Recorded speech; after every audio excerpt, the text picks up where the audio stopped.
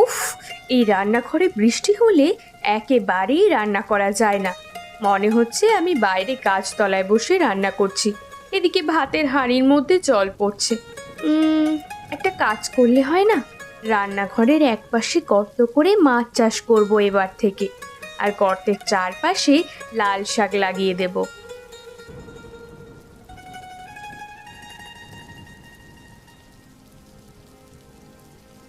বৃষ্টির জল যে ভাতের হাঁড়ির মধ্যে পড়ছে, সামনের বছর একটা নতুন রান্নাঘর করতেই হবে। এখানে একেবারে রান্না করবার মতো নয়। তোমার আর নতুন করে রান্নাঘর করা হবে না। প্রতি বছর একই কথা শুনতে শুনতে আমি একঘেয়ে হয়ে গেছি। কি করব বলো? হাতে কিছু টাকা পয়সা না জমলে তো রান্নাঘরের কাজে হাত দিতে পারি না।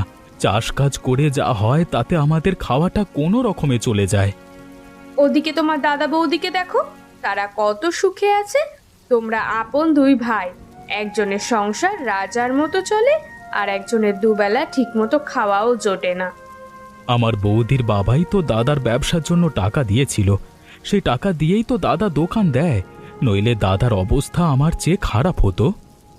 আমার বাবার অবস্থা ভালো হলে তোমাকে তো ব্যবসা করার জন্য টাকা দিতে পারতো। যাকে এসব কথা, তোমাকে একটা কথা বলার ছিল।